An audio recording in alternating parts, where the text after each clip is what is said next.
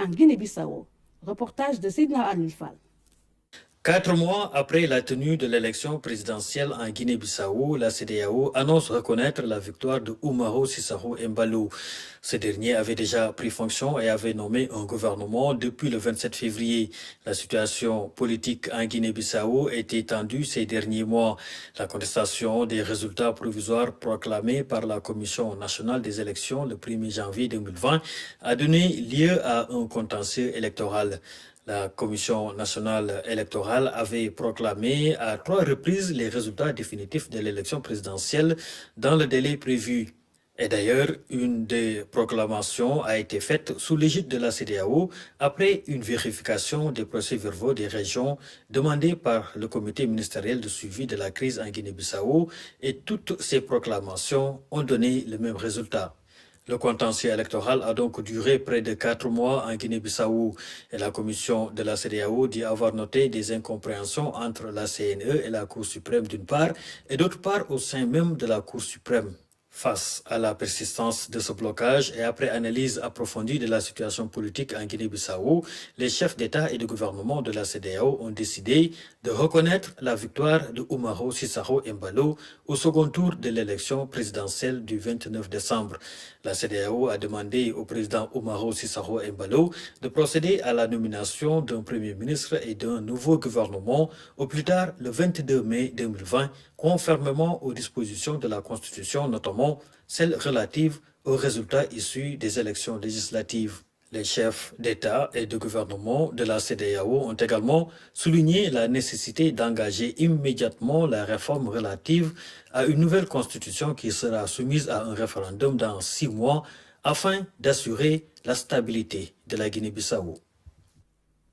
Mise en place d'une task force composée de personnalités de la finance africaine pour réfléchir autour des négociations en vue de l'annulation de la dette africaine. À cet effet, le bureau élargi de l'Union africaine s'est réuni en visioconférence en présence du président Macky Sall et de plusieurs autres chefs d'État africains, un sommet extraordinaire sur la coordination de la stratégie commune de lutte contre le Covid-19, le Fonds spécial de riposte africain a également été mis en place et le Sénégal a contribué à hauteur de 2 milliards francs CFA.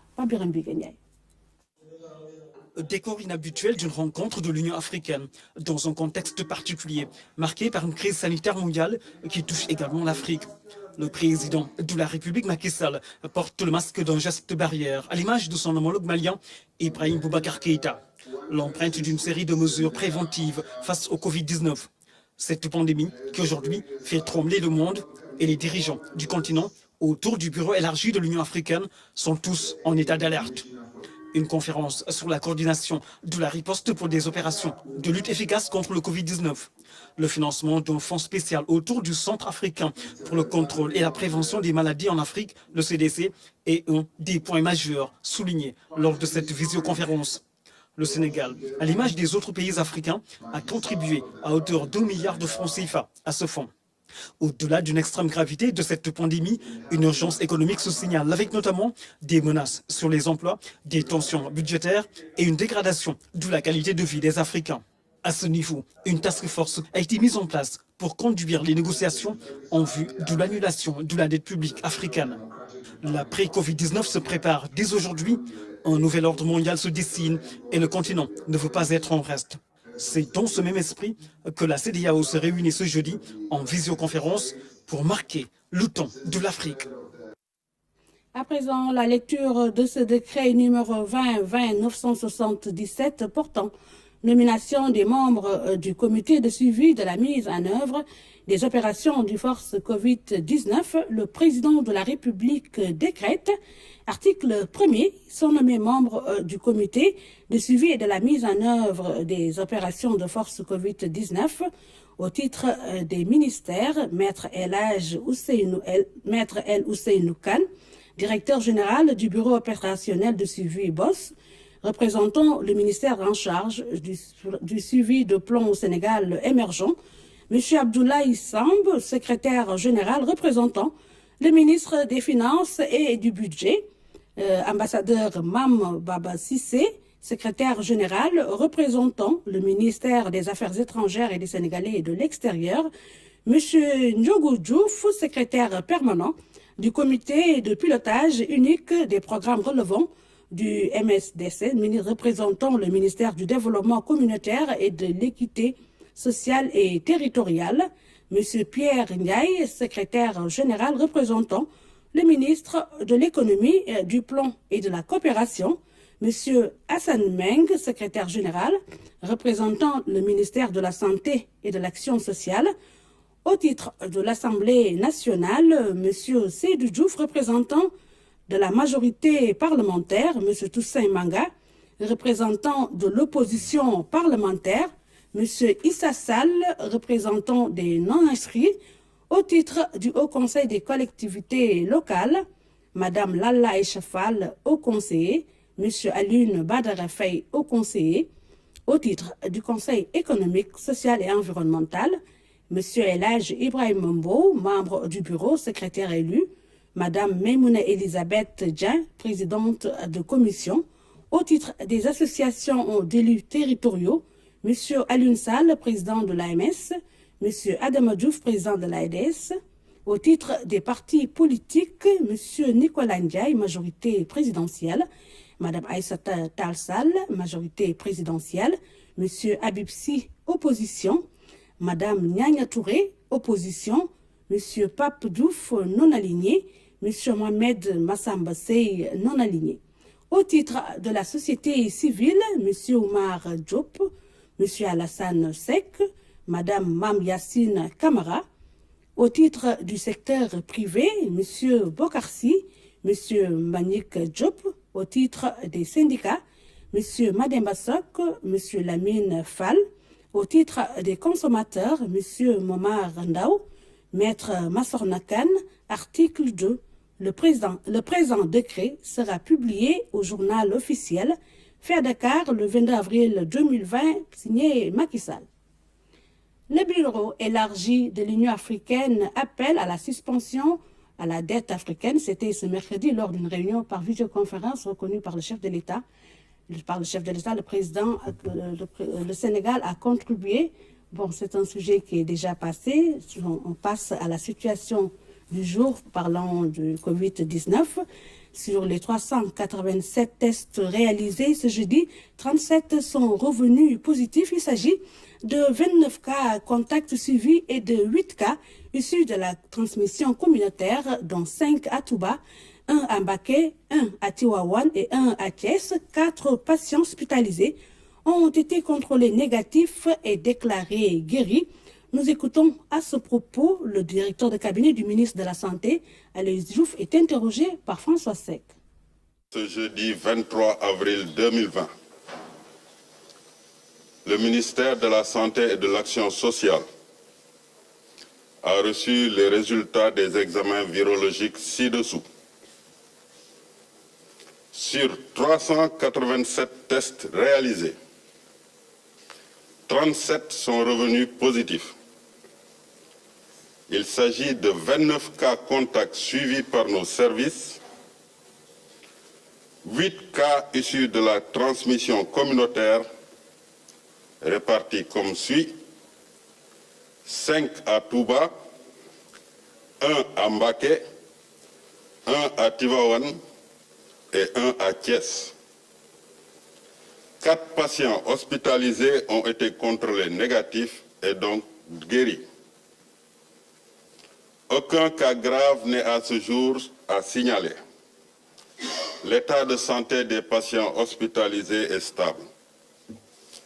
À ce jour, 479 cas ont été déclarés positifs, dont 257 guéris, 6 décédés, 1 évacué et donc 215 sous traitement. Le ministère de la Santé et de l'Action sociale exhorte les populations au respect strict des mesures de prévention individuelles et collectives. Après l'enregistrement de plus d'une trentaine de cas positifs au Covid-19 à Tambacounda, il était plus que nécessaire pour le professeur Moussa Sedi d'effectuer le déplacement. Sur place, le médecin a salué l'engagement du personnel médical et a exhorté l'État à renforcer les dispositifs sanitaires à Tambacounda. Nous écoutons le professeur Moussa Sedi au micro de Tchoroja. J'ai constaté comment les médecins se comportent avec les patients, parce que vous avez des patients qui ne sont pas gravement malades, le plus souvent. S'ils doivent rester 10 jours dans un endroit non confortable ou avec le stress lui-même peut devenir plus dangereux que la maladie. Et j'ai vu que les médecins sont conscients de ça. Ils font tout pour qu'ils soient bien traités sur le plan nutritionnel, sur le plan psychologique. Et ça aussi, ça me réjouit. Je n'ai pas constaté de déficience par rapport aux équipements et aux moyens disponibles. Mais comme j'ai l'habitude de le dire, on n'a pas encore beaucoup de cas. Donc, c'est pas étonnant que les moyens soient disponibles, mais il faut prévoir beaucoup plus de cas. C'est quand on se prépare au pire qu'on peut faire face. C'est important que Tambacounda ait son centre de traitement, même s'il y a déjà des lits disponibles qui ne sont pas encore occupés. J'ai vu une équipe engagée, une équipe dynamique, une équipe compétente. Et je leur fais entièrement confiance. Il y a un réanimateur sur place. Tamba n'a pas besoin même d'évacuer les malades à Dakar. L'État aussi s'occupe davantage de Tamba pour mieux équiper la structure sanitaire de référence, puisque Tamba polarise beaucoup de villages, beaucoup de pays, je dirais. Donc c'est important que Tamba soit encore mieux doté. Bien sûr en infrastructure, en ressources humaines. J'ai vu aussi que les autres acteurs qui ne sont pas moins importants, qui sont même les plus importants, c'est-à-dire ceux qui sont au niveau central, être vraiment déterminés à combattre cette épidémie. Et puis, fermeture des marchés à Touba et Mbaké pour une semaine, décision prise après concertation avec les acteurs. C'est pour faire face à la multiplication des cas communautaires. Voici le préfet de Mbaké, Maktar Diop, au micro de Oumar Ning de Radio Sénégal. Nous avons discuté avec les responsables, les acteurs dans les marchés et nous en avons parlé effectivement avec le khalife général des Mourides pour les informer de la nécessité de prendre cette décision de fermer pendant 7 jours, pendant une semaine, tous les marchés et centres commerciaux qui sont situés dans la commune de Touba Mosquée. Dans les modalités d'exécution de cette décision, nous avons pensé que fermer les marchés pour une semaine, sans pour autant qu'il y ait une activité de commerce, poserait quelque part des problèmes, notamment pour ce qui concerne les produits essentiels alimentaires. C'est la raison pour laquelle, et après concertation avec les acteurs, nous avons exprimé, nous avons donc fait une dérogation pour qu'à l'issue des 3 premiers jours, que les commerces dits essentiels, c'est-à-dire les commerces qui concernent les produits alimentaires de première nécessité, que ces commerces-là puissent redémarrer. Mais après que les opérations de désinfection, de nettoyage du marché auront été exécutées. Si on réinstalle ces commerces, les vendeurs autant que les acheteurs seront dans l'obligation de subir donc l'application du port obligatoire de masque. La date d'entrée en vigueur de l'arrêté, c'est à partir de demain. Donc du 23 au 29 avril, tous les marchés et centres commerciaux de Touba Mosquée seront fermés. Et la dérogation pour les commerces essentiels commencera à partir du dimanche, lorsqu'on aura fini donc de faire le nettoiement et la désinfection. Nous avons également pris un second arrêté concernant le marché dit Santian dans la commune de Mbaké, pour 2 raisons. La première raison, c'est un marché qui a une forte concentration humaine et qui est à la limite flottante. La deuxième raison est que c'est un marché qui est aux confins de la commune de Touba, donc qui peut être une zone de repli si on finit de fermer les marchés de Touba. Et la troisième raison, c'est que ce marché n'a pas fait l'objet de désinfection lorsque les premières opérations de désinfection ont été menées. Et cette zone des Santianes étant une zone qui est, du point de vue donc, des cas de contamination, est une zone soupçonnée, nous avons pensé que la fermeture pour une semaine de ce marché pourra également constituer une mesure efficace. Covid-19, l'hôpital principal face à des cas de contamination. Il s'agit d'un malade hospitalisé au service d'orthopédie FUSTEC et de 2 garçons de salle. Une situation qui a permis aux autorités de la structure hospitalière d'accentuer les mesures de prévention. Reportage de Aïssatou François Sec. L'information a fait grand bruit. Des cas de contamination au Covid-19 sont survenus à l'hôpital principal. Les faits se sont déroulés ce dimanche aux environs de 16 heures. Il y a un malade qui était dans le service d'orthopédie traumatologie qui s'appelle FUSTEC pour la prise en charge de fractures graves consécutives à un accident de la voie publique depuis 2 mois. Puis subitement dimanche, il a commencé à avoir des manifestations très inhabituelles et nos équipes ont été suffisamment vigilantes pour les tester très rapidement au Covid-19. Il a été certifié qu'il était victime de l'infection. Dans les heures qui ont suivi, des mesures ont été prises par la direction de la structure hospitalière.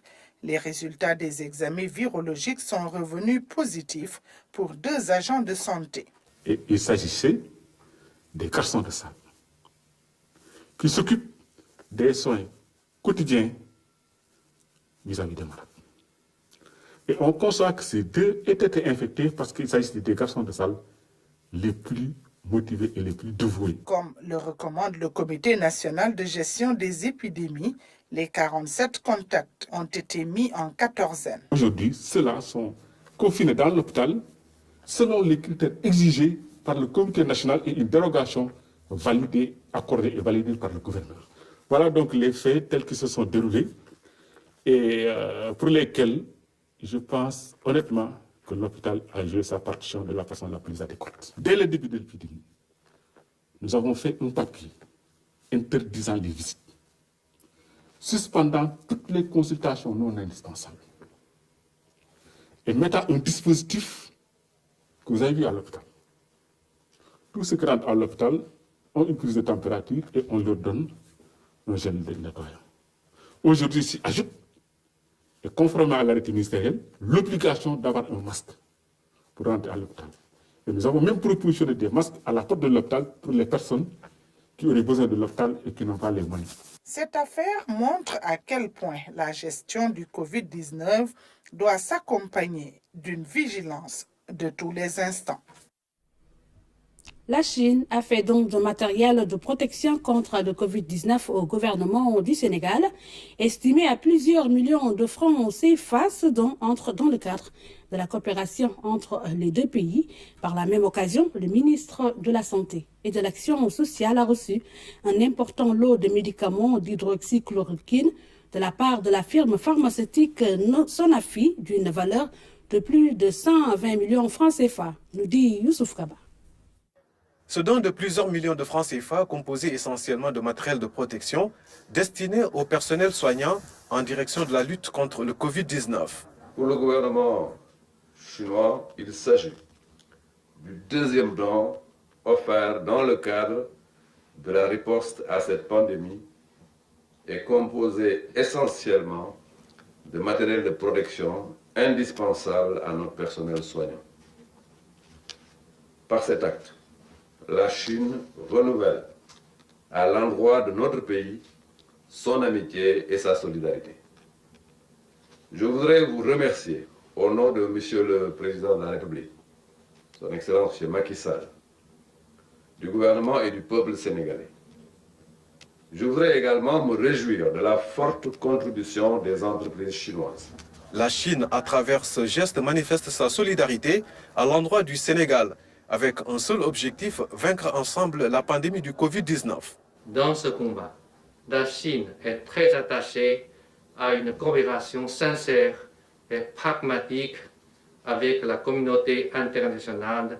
Nous devons continuer à œuvrer résolument en faveur de l'unité et de la solidarité de tous les pays du monde dans la gestion de cette crise sanitaire et humanitaire inédite. À la suite de cette cérémonie de remise de dette de la coopération chinoise, le ministre de la Santé et de l'Action sociale a reçu un autre don de l'industrie pharmaceutique Sanofi. Nous avons accepté de donner au Sénégal 2200 boîtes de plaquenil, d'hydroxychloroquine, qui correspondent à 66 000 doses en réalité, et pour une première étape.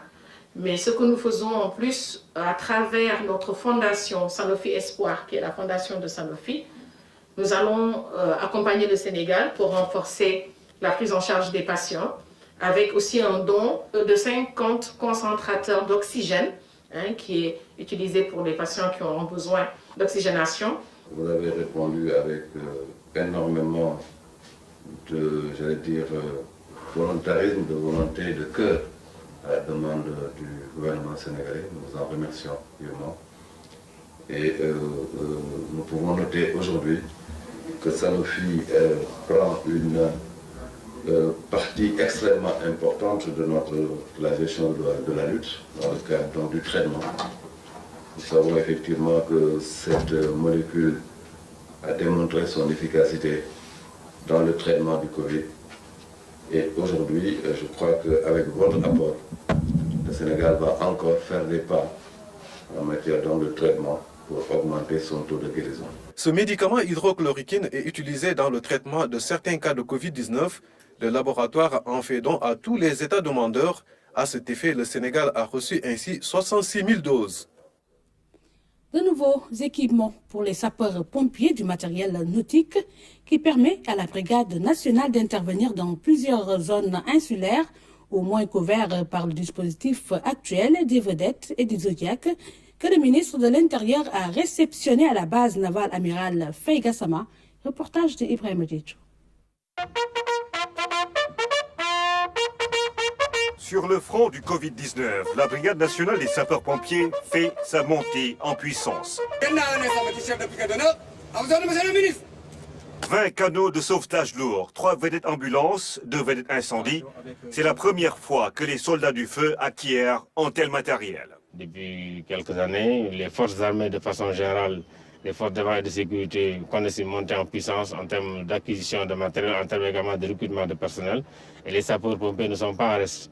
C'est ce qui justifie ce matériel qui fait partie d'un programme de 26 milliards donc, que nous venons de finaliser. Nous avons un autre programme même beaucoup plus important qui est en cours et qui devrait encore renforcer davantage les moyens des sapeurs-pompiers. Ces équipements viennent renforcer le dispositif d'intervention subaquatique. Ils auront en tout cas plus de capacité pour intervenir, mais très certainement dans un premier temps, ils auront l'appui, le soutien et l'accompagnement de la marine, qui a quand même une bonne expérience à ce niveau. Donc ils pourront aujourd'hui intervenir au port de Dakar, ils pourront intervenir également au sud du Sénégal, comme également au nord, à Saint-Louis, dans les zones insulaires, avec des moyens beaucoup plus appropriés. Ce lot permet également au port autonome de Dakar d'assurer une meilleure sécurité sur son plan d'eau.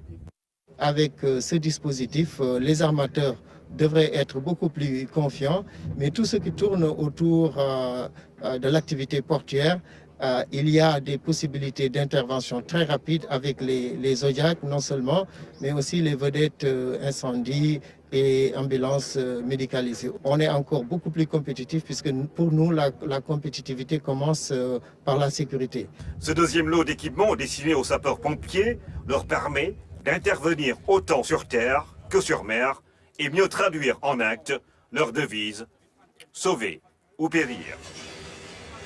Le ministre de l'Intérieur salue l'adhésion des Sénégalais à la mesure qui rend obligatoire le port du masque dans certains endroits publics. Cette attitude citoyenne pour consolider, selon Aly Ngouille Ndiaye, la stratégie de lutte contre le Covid-19. Depuis lundi, on voit que les Sénégalais ont vraiment adopter en tout cas cette démarche qui consiste à se protéger dès qu'ils sortent de leur maison. Avec les masques qu'on a des fois sur le marché, il faut quand même aujourd'hui qu'on soit aussi vigilant parce que c'est des masques, quand on dit masque barrière, il ne faudrait pas qu'au départ, quand on l'achète déjà, que les germes soient également sur le masque. Là aussi, c'est important pour que les gens sachent où est-ce qu'il faut acheter, comment est-ce qu'il faut acheter. Moi-même, j'essaie des masques. J'ai des masques qu'on avait achetés dans un premier temps.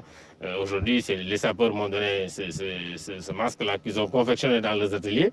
C'est c'est bien, il faut tout simplement qu'on continue à en faire. Et puis l'ASN a sorti une nouvelle norme. Il faut que les gens s'inspirent de cette norme pour faire des masques de qualité et que chacun puisse le faire. Dans un premier temps, l'artisanat a un rôle important à jouer. L'artisanat, c'est les tailleurs du coin.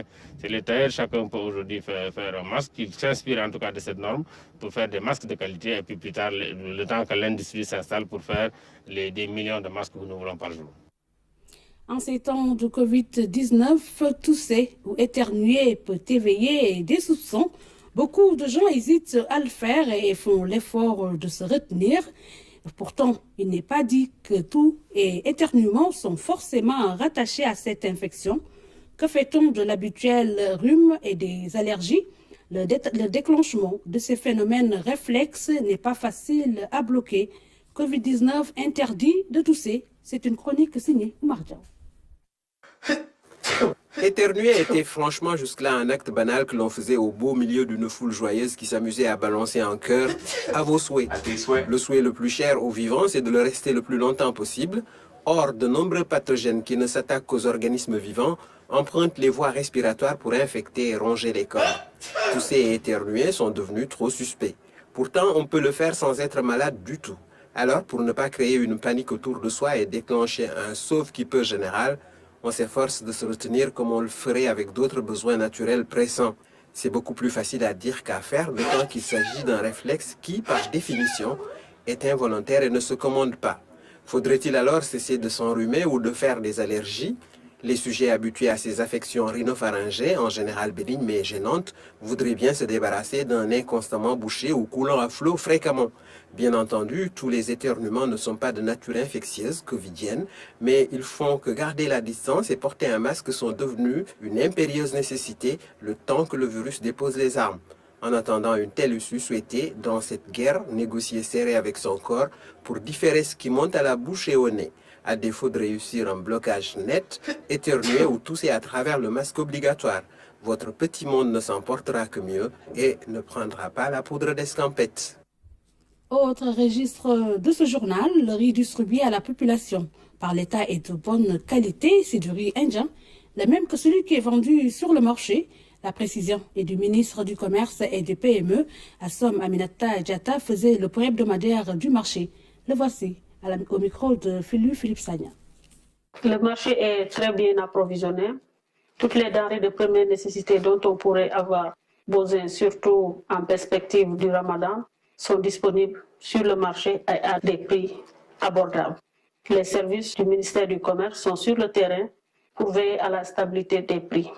À ce jour, ces services ont effectué plus de 7500 visites à travers toute l'étendue du territoire national et plus de 2500 personnes ont été auteurs d'infractions et la législation économique a été appliquée. À ce jour, nous avons retiré des circuits de distribution 17 tonnes de produits alimentaires impropres à la consommation. Donc, rassurer encore une fois les populations sur la disponibilité des produits, la stabilité des prix, mais aussi sur la présence des services de contrôle sur tous les marchés pour veiller au respect de la législation économique. En ce qui concerne le riz, il faudrait préciser que les 275 000 francs la tonne pour le riz indien, c'est actuellement le prix le plus bas. Et il faudrait savoir également que la qualité est bonne, puisque avant qu'un produit ne soit introduit sur le marché, il y a une analyse qui est faite par le laboratoire du ministère du Commerce pour nous assurer de la qualité du produit et de son innocuité. Quand nous avons eu la liste des personnes qui ont gagné les marchés sur le riz, il y a des prélèvements qui ont été effectués sur les échantillons proposés. Et les résultats du laboratoire ont révélé que c'est un riz qui répond à la norme sénégalaise sur le riz. Donc la polémique n'a pas raison d'être, en tout cas sur la qualité, encore moins sur le prix. Nous parlons à présent de l'aide alimentaire d'urgence. Kaolack a reçu une partie de son quota de riz. Les commissions sont mobilisées pour une distribution transparente de l'aide. Reportage de Claire Diop. Le quota de Kaolack dans le cadre de l'aide alimentaire d'urgence s'élève à 6 752 tonnes de riz. La région vient de recevoir sa première cargaison, 23 camions déchargés dans ce magasin de stockage à Kahone. L'objectif de cette démarche est d'atténuer au mieux les conséquences économiques et sociales du Covid-19 sur les ménages dits vulnérables. Au total, 67 529 ménages sont concernés. Les 45 810 sont ceux inscrits sur le registre national unique. Le reste provient du ciblage communautaire. Ce magasin-là contient le riz qui est destiné au département de Kaolack et de Guinguinéo, qui représente 3 891 tonnes 300. Nous avons procédé ainsi pour des raisons d'économie, de coûts de transport, c'est-à-dire l'éclatement de ce tonnage-là vers les chefs-lieux de communes. Une stratégie est mise en place pour réussir la distribution au niveau de Kaolack et ainsi réduire le coût du transport. Les quantités attribuées seront positionnées dans les magasins les plus proches. Ce magasin-là va polariser les deux départements de Kaolack et de Guinguinéo. Le magasin de Kermadjibel, dans le département de Nioro, va polariser pour Kermadjibel, Kermondongo, Taïbanyasen, Gentkay. Pour Wakunguna, va polariser Ndrame Escal, Kermabadjoho. Le magasin de Nioro Durib va polariser Porokhan, Paoskoto, Darussalam, Dabali. Le magasin de Médine Sabah va polariser Gayen Sabah, Kaïmor. Ce premier jet fait état de presque 1000 tonnes de riz. Des vérificateurs sont mobilisés pour assurer le contrôle dans toutes les localités. Dans chaque kit, du riz, de l'huile, des pâtes alimentaires, du sucre et du savon pour soulager les ménages. La passerelle de pompiers est-elle en danger d'effondrement? Selon l'AGEROUTE, oui. Et si les camionneurs ne respectent pas leur chargement réglementaire, hier un convoi a heurté la passerelle et a causé d'énormes bouchons. L'AGEROUTE a pu rétablir la circulation après de longues heures, nous dit Amidou Diop. C'est un gros camion qui a heurté la passerelle de pompiers. Celle-ci a failli s'écrouler. Un accident de plus selon l'AGEROUTE qui indexe les camions qui ne respectent pas les chargements. Suivant les informations qu'on a reçues, c'est hier aux environs de 16 h qu'un convoi exceptionnel type porte-char qui supportait une pelle qui est un engin de chantier a percuté la passerelle. Maintenant, là, le porte-char est resté sur place, donc ce qui a amené une congestion monstre au niveau de l'autoroute d'hier jusqu'à ce matin. Ce n'est qu'aujourd'hui, là, sur les coups de 11 h, qu'on a pu libérer le porte-char pour rétablir la circulation comme vous le voyez. La passerelle garde les stigmates des chocs gigantesques qu'elle a subis. Et à chaque fois, c'est à cause des convois exceptionnels. L'AGEROUTE alerte aujourd'hui sur les risques d'accidents et d'effondrement si les camionneurs ne se conforment pas. Comme vous pouvez le constater sur la passerelle, on peut voir des traces qui font qu'il y a eu 3 accidents au moins qui sont arrivés sur cette passerelle. Et cela est dû au fait que les convois ne respectent pas les gabarits réglementaires qui sont établis. Parce que ça arrive chaque fois, on essaie d'établir, mais par malchance, le jour où ça touchera la passerelle et que la passerelle tombera sur la voie, il y aura un accident monstre qui peut entraîner des pertes de vie humaines et derrière ça encombrera de manière grave la circulation aussi. La passerelle de pompiers est en béton armé avec une durée de vie de 50 ans. Ceci n'est valable que lorsqu'elle n'est pas régulièrement percutée par les gros porteurs et pour celle-ci, les chocs sont fréquents. Et puis, dernière note de ce journal, du nouveau dans cette maladie qui décime les élevages du lapin à Dakar et à Thiès. Un virus très contagieux et mortel est à l'origine de cette maladie. Toutefois, le virus n'est pas transmissible à l'homme, précise les services du ministère de l'élevage à Basso. Le taux de morbidité et de mortalité sont respectivement estimés à 95% et à 71% chez les lapins. Le virus hémorragique serait la cause. Sur ce terrain, les signes cliniques font penser à une forte présomption de la maladie hémorragique virale. Une forte présomption sur le calicivirus qui ne laisse aucune chance aux cuniculteurs.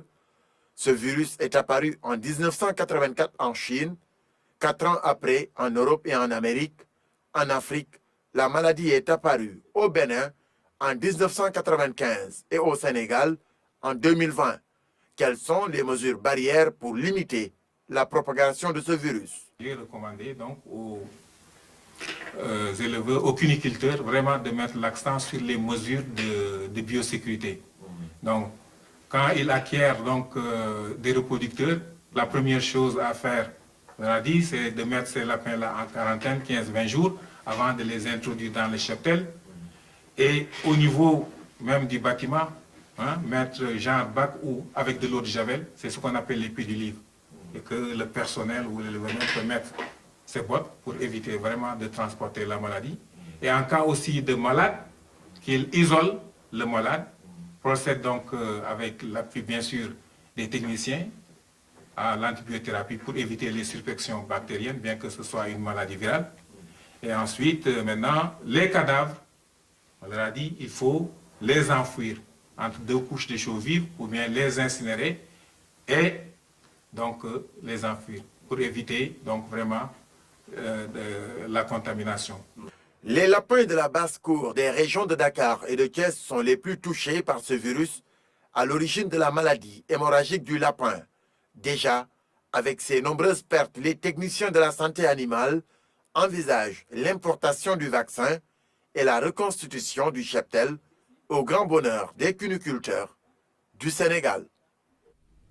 Fin de ce journal, merci de votre attention. Vous pourrez suivre tout juste après le journal en Wolof qui vous sera présenté par Adjaratou Ramogwe. Au revoir.